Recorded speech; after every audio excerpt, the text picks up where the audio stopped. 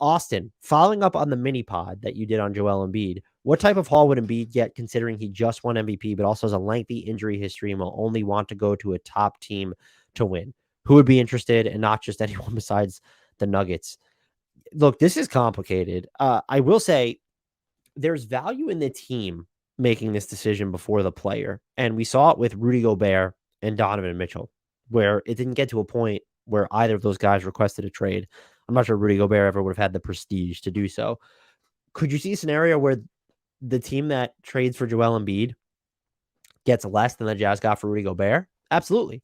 If Embiid requests out and he gives them a very distinct wish list and teams take that seriously.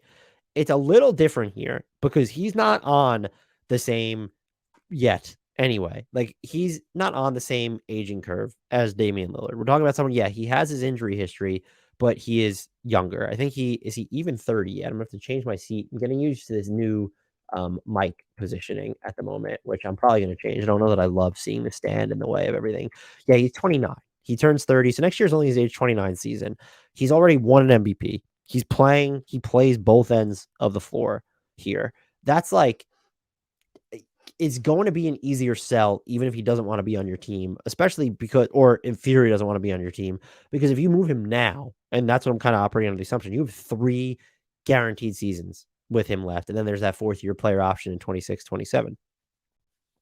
So I think if I'm just trying to like kind of consolidate the idea of assets, so let's say first round picks or prospects, like the equivalent of first round picks, I think you're probably looking at, if I set the over under at 4.5, I would take, maybe it should we set it at 3.5? If it's 3.5, I'm taking the over. If it's 4.5, I'm probably still taking the over, where it feels like the team that gets him has to give up 3 firsts, 2 players that would be the equivalent, at least, or 4 firsts and 1 player that would be the equivalent, plus swaps. And so I would say something along the lines of that would be around the 5. If you look back at it, and we did this with the Jazz trade for specifically Rudy Gobert. How many first round picks does that amount to? Like Walker Kessler counting as a first round pick there. I would say 5 for Joel Embiid, and that's not including swaps, salary matching, maybe some more immediate, like who was viewed as the Lauri Markkanen in that type of a trade. When you're looking at teams that could be interested, it might change depending on the time of the year. Like, does Boston come and take a look if they're getting closer to the trade deadline? They have that Kristaps Porzingis matching salary out there. Brooklyn, I could see being interested. I could see Charlotte trying to get involved. I don't think Chicago has the assets. Dallas doesn't have the assets. Denver, no. Detroit has the assets, but I don't know. I mean, they beat in Detroit. You keep Cade. I, I, I would actually like it. I just don't know that they would be interested. That really does accelerate their timeline. Golden State would be a no, and they probably don't have enough at this point, just with Kuminga, Moody, and picks. I could see Houston being interested. Indy, probably not, although him and Halliburton could have happened in Philly if they would have traded Ben Simmons for him. The Clippers don't have the assets. The Lakers don't have the assets. The Grizzlies, no. Miami with him and Bam Adebayo will be interesting, but I'm going to say they probably punt on that. Milwaukee, no. Minnesota, no. I want the Pelicans to be interested, and they definitely have the assets. The Knicks will be interested, but go check out my conversation with S.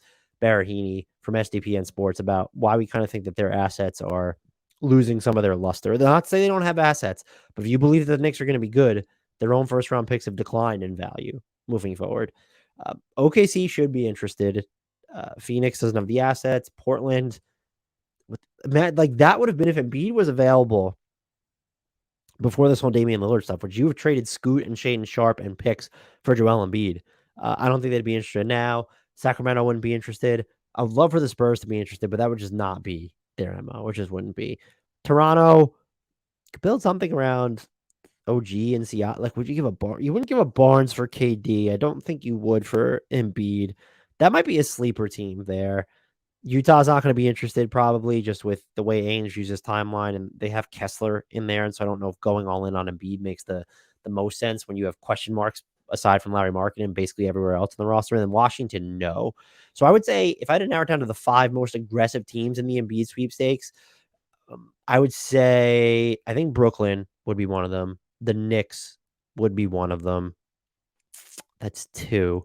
I think Houston, I know they have I know they have some bigs in there right now, but I think Houston would really try to get itself involved. I wanna say that the next 2 aggressive teams would be New Orleans and OKC, but I just think so differently from those front offices. So I'll throw those if I had to pick my 5 favorite Embiid, but yeah, so 3 teams, we need 2 more that would really be involved in the Embiid sweepstakes. Brooklyn, New York, Houston. I don't man, this is I'm I'm just trying to I don't wanna pick there are teams that just the 5 most. It's not gonna be Boston. Would it be Charlotte? Like, is that something Charlotte would do? New ownership trying to make a splash? I don't know. I don't know. I don't know about that. Yeah, I'm like I don't even know if like would you guarantee Toronto would be one of the 5 most aggressive teams? I think I named the 3. Uh, I'll go with we gotta go one of New Orleans or OKC. Like OKC's gotta just I'm gonna throw OKC in there. They have the assets to where you could try and pair him with Chet Holmgren and SGA. So I'm just gonna say OKC in there. I had to pick between them or New Orleans. And the other one, I don't think it's the Spurs. Would it be Toronto? Like just trying to wedge open their window in a different way? Probably not. They have Jakob Poeltl there, so they can't even make that deal. Right. I'm just gonna say Charlotte. That just seems like a team that's gonna be like, we would never get this player in free agency. And even if we see this through to the bitter end and just have 3 years of him. Charlotte, Houston, New York. I'm throwing OKC in there. I don't give a fuck.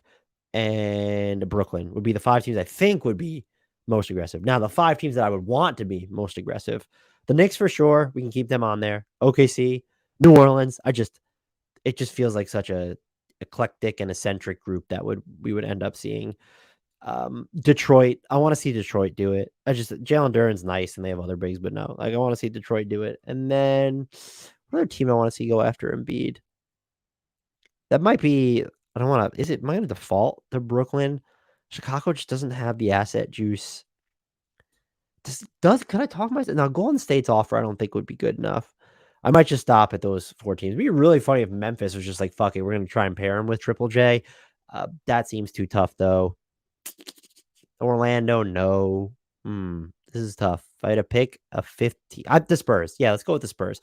I want to see the Spurs, the Thunder, the Pelicans, the Knicks, and the Pistons really go all out for Joel Embiid. Not if he becomes available, when he becomes available, because it's tracking in that direction.